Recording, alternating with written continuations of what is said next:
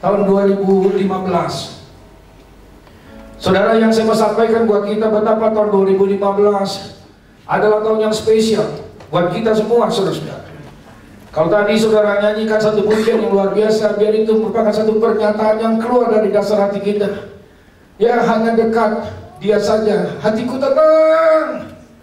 Pertolonganku, pertolonganmu begitu ajaib. Saudara-saudara, kalau saudara dan saya kita boleh ada sebagaimana kita ada. Sepanjang tahun 2015, saya percaya perkara-perkara yang luar biasa saudara sudah nikmati dari Tuhan. Dan biarlah itu semua membuat mata saudara dan saya kita lebih lagi tertuju hanya kepada Dia, saudara-saudara. Bukan oleh karena hebat dan luar biasanya kita. Kalau saudara dan saya kita boleh ada sebagaimana kita ada saat ini, itu semua oleh karena anugerah Tuhan dalam hidup kita. Yang mengerti katakan amin, saudara. Karena saya mau katakan begini, saudara. Saya mau katakan begini, bahwa keadaan satu kota atau suatu bangsa, keadaan satu kota atau satu bangsa itu ditentukan oleh berapa banyaknya orang benar di kota atau bangsa itu. Sekali lagi saudara-saudara, kalau saudara perlu catat, saudara catat. Ya, ini statement yang harus saudara syukuri kepada Tuhan, bahwa keadaan satu kota atau satu bangsa itu tergantung dari berapa banyaknya, baik secara kualitas maupun secara kuantitas, orang-orang benar di kota dan bangsa itu. Saudara, saya selalu sampaikan kepada saudara betapa kita harus bersyukur. Karena negara-negara yang dulu kita kenal sebagai negara yang begitu luar biasa, Irak, Mesir, Libya, saudara-saudara, 10 tahun yang lalu itu negara-negara yang kaya akan minyak, saudara-saudara. Wah, begitu megah negara itu. Tapi sekarang, saudara-saudara, bahkan Libya, Syria, 3 tahun yang lalu gedung-gedung bertingkat berdiri dengan megah, sekarang sudah menjadi reruntuhan. Saudara, dalam satu kesempatan dengan hamba-hamba Tuhan yang ada di negara-negara konflik, mereka dengan jujur berkata, sebetulnya Tuhan sudah jauh-jauh hari memberitahukan kepada mereka apa yang akan dan bisa terjadi dalam kehidupan mereka. Mereka berkata jujur, saudara-saudara, bahwa orang Kristen di negara-negara konflik sekarang, saudara-saudara, sudah tidak lagi menyembah kepada Tuhan yang benar. Mereka sudah menyembah kepada Tuhan-Tuhan yang lain, kepada hartakah, kepada tahta, dan perut mereka menjadi Tuhan mereka. Sehingga akhirnya, saudara-saudara, mereka tercerai-berai begitu rupa. Mereka yang ingin menyelamatkan nyawanya lari menjadi imigran di negara-negara lain, dan bangku-bangku ditinggalkan kosong, saudara.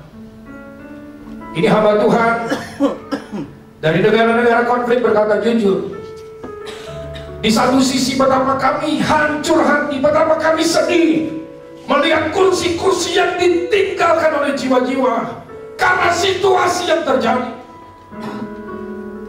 Tapi ternyata di lain sisi, saudara-saudara, ada begitu banyak orang yang melihat peristiwa-peristiwa yang terjadi menjadi galau, menjadi syok, dan mereka bertanya dalam hati, apa sebetulnya yang terjadi? Saudara, hati mereka menuntut mereka, mendorong mereka untuk mencari kebenaran dari peristiwa-peristiwa yang mereka lihat. Dan yang luar biasa, di saat-saat hati mereka galau dan syok, Tuhan datang mengunjungi mereka, saudara-saudara. Tuhan datang menjumpai mereka, dan banyak kesaksian yang menceritakan akhirnya mereka menjadi orang yang menyembah kepada Tuhan yang disembah oleh Abraham, Ishak, dan Yakub. Ada terjadi penuaian luar biasa. Yuk kita beri kemuliaan bagi Tuhan, saudara. Yang saya mau katakan buat kita begini, ada begitu banyak orang di luar yang ingin duduk di posisi di mana saudara dan saya kita berada hari ini. Sekali lagi camkan, saudara-saudara, ada begitu banyak orang di luar yang ingin duduk di posisi di mana saudara dan saya kita berada hari ini. Mereka ingin menikmati apa yang saudara dan saya kita nikmati dalam hidup kita selama ini. Sehingga saya mau katakan buat kita, jangan pernah beralih, jangan pernah bergeser, jangan tinggalkan posisimu. Sesaat setelah kau tinggalkan posisimu, saudara, posisimu akan diisi oleh orang-orang lain yang rindu menikmati yang selama ini saudara nikmati dalam hidup saudara. Saudara nangkap apa yang saya sampaikan, saudara? Jangan beralih, jangan beralih, karena ini anugerah yang luar biasa. Saudara, ketika Yesua menangisi Yerusalem, dia berkata bahwa satu hari akan terjadi tidak ada satu batu yang akan terletak di atas batu yang lain, akan menjadi reruntuhan. Karena apa? Karena mereka tidak tahu saat di mana Tuhan melawat mereka. Negara-negara konflik sudah diberitahu berulang-ulang, dan itu adalah lawatan Tuhan buat mereka, saudara-saudara. Dan akhirnya mereka harus bercerai-berai, seperti yang saudara dan saya kita saksikan hari-hari ini. Kalau saudara dan saya masih bisa menikmati damai dalam hidup berbangsa dan bernegara, saudara-saudara, saya mau katakan buat kita, tetaplah hidup dalam kebenaran. Tuhan sedang mencari orang-orang yang berani memberitakan kebenaran. Tuhan sedang mencari orang-orang yang berani hidup dalam kebenaran. Tuhan sedang mencari orang-orang yang berani menjadi agen-agen kebenaran. Saudara-saudara, poin yang tadi saya ulangi sekali lagi, dan ini akan menjadi khotbah saya tanggal 3 Januari. Ya, jadi saya mau katakan buat kita, jangan kemana-mana.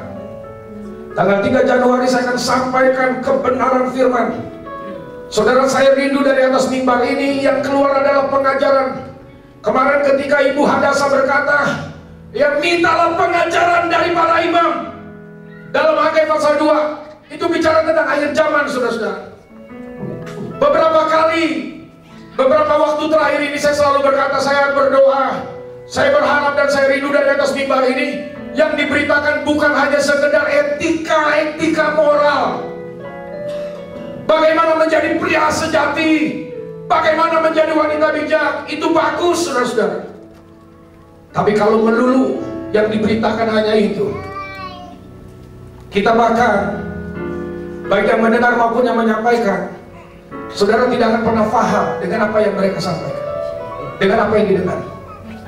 Saya sudah kasih ilustrasi, kalau kita mau lihat tangan, ketika kita begitu fokus kepada apa yang ingin kita lihat, akhirnya kita nggak ngeliat apa-apa, saudara-saudara. Kemarin saya begitu lagi menangkap, saudara-saudara, bahwa ketika 10 hukum diberikan Tuhan kepada Musa melalui Musa, ya, 4 yang berkaitan dengan Tuhan dan 6 yang berkaitan dengan hidup kita di dalam dunia ini sesama, ya, saudara, yang menjadi fokus cuma 6 hukum ini. Hukum yang kedua memang sama, kasihlah sesamamu untuk masalah-masalah kehidupan. Tapi kalau masalah yang keempat, kalau keempat hukum ini tidak dipulihkan, tidak fokus kepada hukum yang baik, yang 4 yang pertama, saudara-saudara, jangan ngimpi ini akan terjadi pemulihan. Apalagi firman Tuhan berkata pada hari-hari terakhir manusia akan bertambah jahat. Dan saudara bisa lihat apa yang terjadi. Saya mengalami, saudara. Ya, kita ngomong tapi ternyata akhirnya kita melanggar apa yang kita ucapkan, apa yang kita beritakan, apa yang kita sampaikan. Tapi kalau kita betul-betul fokus kepada 4 hukum yang Tuhan mau kita lakukan, kita hidupi dalam hidup kita, yang lain akan ditambahkan, yang lain akan ditambahkan. Ya, ini kebenaran-kebenaran yang harus saudara terima hari-hari ini. Dan saya bersyukur, saudara-saudara, sepanjang tahun 2015 ada pengajaran yang keluar dari atas mimbar ini. Dan saya berharap tahun 2016 lebih lagi saudara akan diajar tentang kebenaran-kebenaran, Sehingga damai sejahtera itu ya akan menjadi bagian hidup kita. Dan akhirnya saudara-saudara, saudara akan masuk ke dalam yang namanya kerajaan 1000 tahun damai. Dalam kerajaan 1000 tahun damai, goal kita ke sana. Goal kita ke sana. Damai itu bukan dampak, bukan sesuatu yang instan, tapi itu adalah dampak, saudara-saudara. Dampak. Ya, firman Tuhan berkata, di mana ada kebenaran, di situ akan tumbuh damai sejahtera. Saudara dan saya hidup dalam kebenaran, itu kerajaan 1000 tahun damai, itu akan menjadi bagian dalam hidup saudara dan saya. Yuk kita bagi berdiri, saudara-saudara. Kita lepaskan damai buat Yerusalem, yang sejak Yesus berkata tidak ada satu batu yang akan berdiri di atas batu yang lain. Mereka semua akan menjadi reruntuhan. Dan sejak itu sampai hari ini tidak ada damai di Yerusalem. Kita lepaskan damai buat Yerusalem. Katakan Shalom.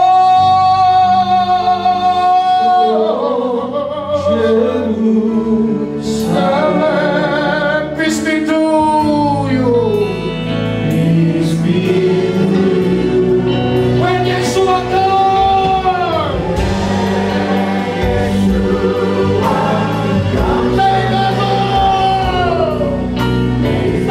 Shalom.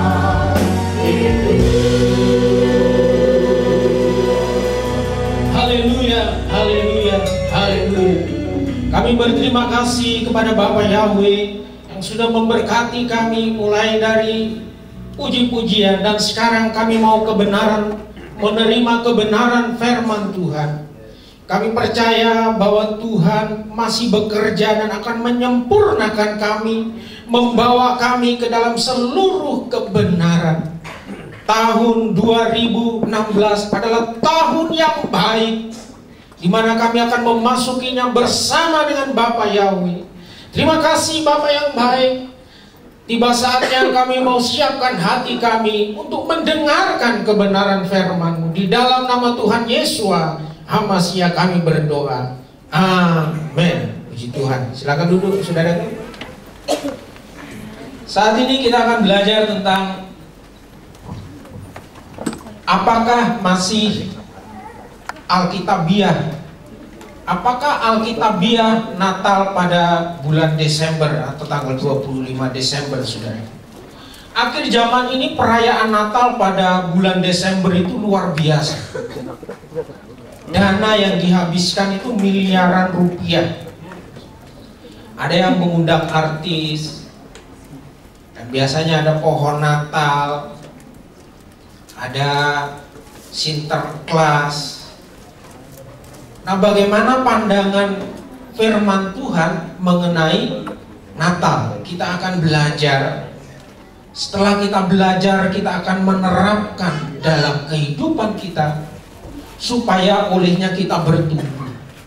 Sebab jika kita hanya mendengar dan tidak melakukannya, maka kehidupan kita itu gampang roboh. Tetapi jika kita mendengar, kemudian kita mengetahui lalu melakukannya, maka kita menjadi seorang Kristen yang kuat, saudara-saudara. Mari kita buka di dalam Lukas pasal yang kedua, ayat 8 sampai ayat 20, tetapi kita baca ayat yang ke-12 bersama-sama dari kitab terjemahan LAI.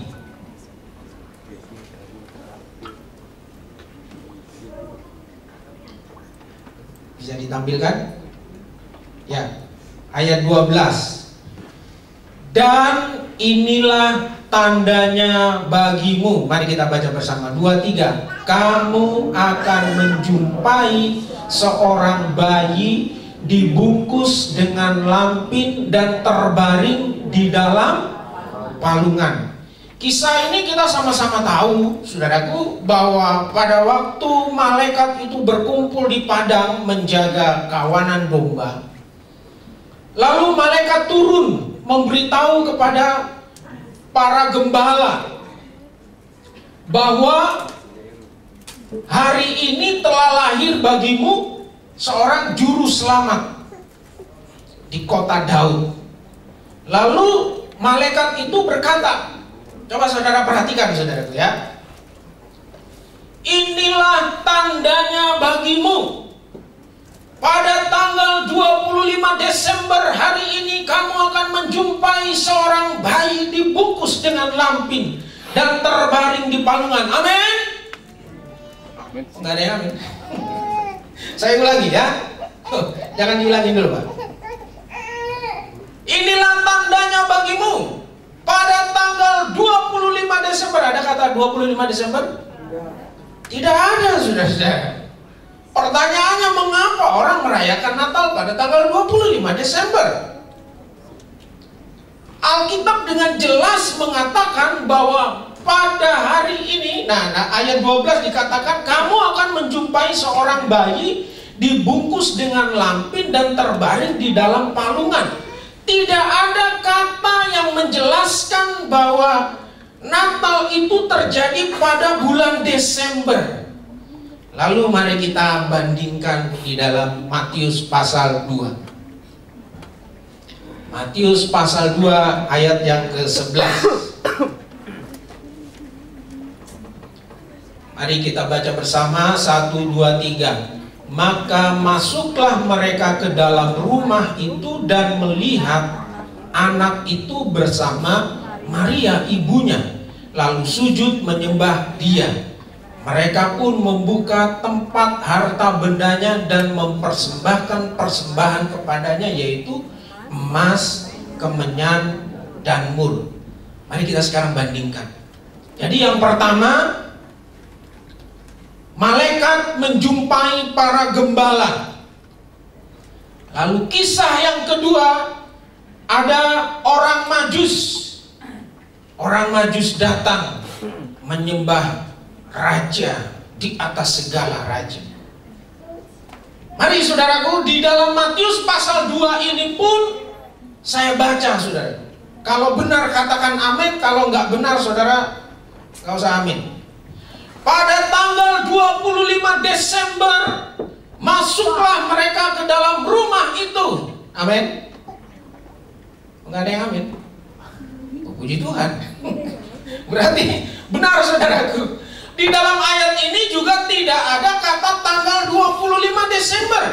Mari kita lihat perbandingannya dalam Lukas pasal 2 dan Matius pasal 2. Dalam Lukas pasal 2, saudara, pertama kita menjumpai gembala. Kata gembala kita jumpai. Di dalam Matius pasal 2 kita jumpai kata orang Majus, tidak kita jumpai para gembala. Yang kedua, di dalam Lukas pasal 2 dikatakan bahwa seorang bayi, ada kata bayi. Di dalam Matius pasal 2 ayat 11, masuklah mereka ke dalam rumah itu melihat anak itu. Jadi yang pertama, di Lukas pasal 2 ada gembala, Matius pasal 2 orang Majus. Di Lukas pasal 2 kata bayi, di Matius pasal 2, anak. Ini kira-kira umur 2 tahun anak ini. Karena Herodes mengatakan semua anak di bawah umur 2 tahun bunuh. Jadi pada Matius pasal 2 dan Lukas pasal 2 itu bedanya 2 tahun. Sama-sama tidak ada kata Desember. Kemudian dalam Lukas pasal 2 di situ ada kata kandang, palungan dan kandang. Di Matius pasal 2 kata rumah. Sebab Yusuf dan Maria, mereka sudah tidak di kandang lagi, tetapi mereka sudah berada di rumah, bukan di kandang. Kemudian perbedaan yang terakhir, saudara-saudara, dalam Lukas pasal 2, para gembala tidak membawa persembahan seperti orang Majus. Mereka memuji, menyembah. Tapi orang Majus di Matius pasal 2, mereka mempersembahkan apa yang pertama? Emas. Yang kedua, kemenyan. Dan yang ketiga, mur. Mari kita tarik sebuah kesimpulan. Dari Lukas pasal 2 menuju kepada Matius pasal 2 ada grafik pertumbuhan. Dari gembala menjadi orang Majus. Dari Lukas ini ada kata kandang kemudian berubah menjadi kata rumah di dalam Matius. Enggak ada kata kandang di Lukas. Ada katakan palungan. Palungan. Oh, palungan. Tapi maksudnya di dalam kandang. Tidak, dilahirkan di dalam kandang. Di menara. Di menara. Kawanan. Oh, baik. Iya. Puji Tuhan. Terima kasih sudah dikoreksi ya. Baik. Kata palungan. Dari kata palungan ini, saudara-saudara, ada peningkatan dalam Matius pasal 2 itu menjadi di rumah. Kemudian yang terakhir, para gembala ini dia menyembah Tuhan, datang kepada Tuhan, tidak mempersembahkan seindah orang Majus. Tetapi di Matius pasal 2, orang Majus ini mempersembahkan persembahan yang terbaik, yang terindah. Nah, hari ini saudara-saudara, mari kita mau membuat sebuah pertumbuhan rohani. Pertumbuhan rohani itu grafiknya naik. Dulu kita tidak suka memberi, tetapi kita sekarang mulai suka memberi. Itu namanya pertumbuhan. Dulu kita biasa-biasa, lalu grafiknya naik menjadi orang yang bersemangat, menjadi orang yang luar biasa dalam melayani. Itu naik, saudara-saudara. Nah, di dalam kitab Wahyu dikatakan bahwa Tuhan Yesus HaMasiah itu bukanlah seorang bayi lagi, tetapi dikatakan sebagai seorang mempelai bagi gereja. Bukan lagi sebagai seorang anak seperti dikatakan dalam Matius, bukan lagi seperti bayi dalam Lukas, tetapi mempelai. Dari kata bayi menjadi anak, dari anak menjadi mempelai yang dewasa. Ini ada pertumbuhan. Hari ini kita juga mau bertumbuh. Amin, saudaraku. Mari kita mau menetapkan pertumbuhan rohani. Tanpa komitmen tidak mungkin akan bertumbuh. Pertumbuhan rohani itu harus kita mulai dengan sebuah komitmen. Dari yang tidak tahu menjadi tahu. Itu artinya bertumbuh. Dari yang sudah tahu menjadi pelaku, itu artinya bertumbuh. Natal ini Bukan pestanya yang penting, tetapi adakah kerohanian kita ini bertumbuh? Itu yang penting, saudara-saudara. Mari kita mengecek hidup kita, saudara. Coba kita baca di dalam 2 Petrus 3 ayat 18. 2 Petrus 3 ayat 18. Kita baca bersama-sama. 1, 2, 3. Tetapi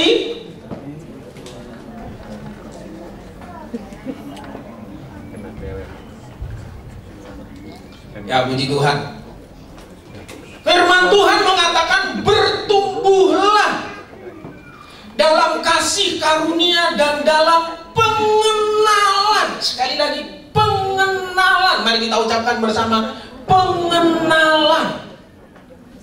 Orang yang bertumbuh itu adalah orang yang mengenal Bapaknya. Secara jasmani saya mengenal nama bapak saya. Namanya Musdi bin Samsuri. Nama ibu saya mengenal. Ibu Arumi, itu nama ibu saya. Dan nama saya sendiri saya juga mengenal. Yusuf Armudianto, saya mengenal. Sangat berbahaya dalam kekristenan ini. Kita tidak mungkin bertumbuh kalau kita tidak mengenal nama Bapa kita siapa. Bagaimana mungkin kita bertumbuh kalau Bapaknya saja dia nggak kenal, saudara-saudara? Bukankah kita ini anak-anak yang jelas di dalam Tuhan? Yohanes pasal 1 ayat 12. Seberapa banyak yang menerimanya diberi kuasa supaya menjadi anak-anak Elohim. Jadi kita harus mengenal dengan jelas nama dari Bapa kita yang di sorga. Jadi Natal itu bukanlah acaranya, tetapi apakah kita bertumbuh, itu yang penting. Kalau kita tidak bertumbuh, kita menghabiskan biaya begitu banyak, itu mubadir, saudara-saudara. Mari kita bertumbuh. Sejarah Natal, saudara, kalau kita belajar, Tuhan Yesus Hamasiah itu lahir 4 tahun sebelum Masehi. Tuhan Yesus mati, kita peringati sebagai Paskah. Siapa yang tahu Paskah bulan berapa? Bulan berapa? Bulan April. Tuhan Yesus mati bulan April, umurnya 33,5 tahun. Jadi untuk mengetahui tanggal lahir atau bulan berapa Tuhan Yesus lahir, bulan April ditambah 6 bulan. Ini kan logika. Bulan April ditambah 6 bulan. Tuhan Yesus mati umur 33,5. Setengah tahun itu kan 6 bulan.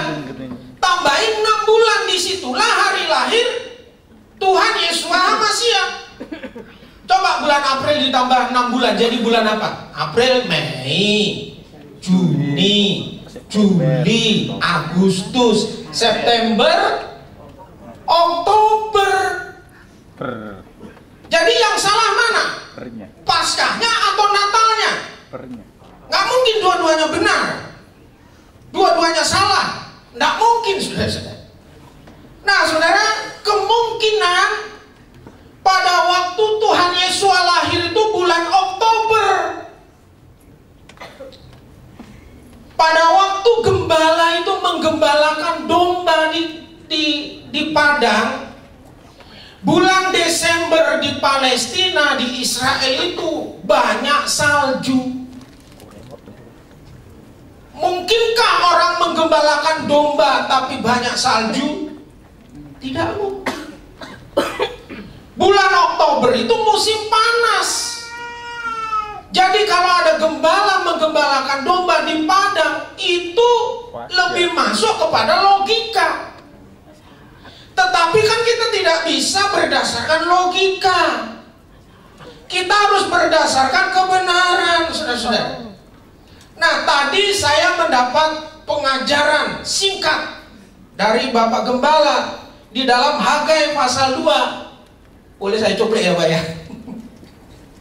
Nah, di dalam Hagai pasal 2 itu dijelaskan, saudara-saudara, bahwa pada waktu Tuhan Yesua HaMasiah itu ada di dalam perut Maria, Tuhan tanam benih itu bulan Desember. Setelah bulan Desember, 9 bulan kemudian orang mengandung, jatuhnya pada bulan apa, saudara? Bulan 9. Bulan 9 Tuhan Yesua HaMasiah lahir. Nah, untuk tahun 2016 kelahiran dari Tuhan Yesua HaMasiah itu pada perayaan, kalau salah tolong dikoreksi, Pak, Pondok Daun. Betul ya, Pak? Pondok Daun itu nanti jatuhnya bulan Oktober, saudara-saudara. Jadi Natal itu bukan Desember tetapi Oktober. Lalu bagaimana mungkin semua orang Kristen di seluruh dunia ini memperingati Natal pada tanggal 25 Desember setiap tahun? Itu ada sejarahnya. Pada waktu di Roma, saudara-saudara, ada seorang kaisar yang bertobat. Kaisar ini menjadi Kristen. Sebelum-sebelumnya kaisar-kaisar itu menganiaya orang-orang Kristen. Tapi kali ini ada kaisar yang bertobat. Karena dia seorang kaisar, maka dia memberi perintah kepada semua penduduk di Roma supaya menjadi Kristen. Karena ini perintah, tidak ada yang berani menolak. Mereka semua menjadi Kristen, tapi tradisi mereka setiap bulan Desember mereka menyembah dewa matahari. Hari kelahiran dewa matahari itu mereka sembah tepat tanggal 25 Desember. Lalu raja ini bermufakat dengan para paus, akhirnya menetapkan pada tanggal 25 Desember karena rakyat masih memperingati hari lahir dewa matahari, dirubah saja menjadi hari lahir Tuhan Yesua HaMasiah. Dan itulah Natal akhirnya diperingati sebagai tradisi. Padahal dulunya itu memperingati hari lahir dewa matahari, sekarang diubah menjadi hari lahir Tuhan Yesua HaMasiah oleh seorang raja dan paus.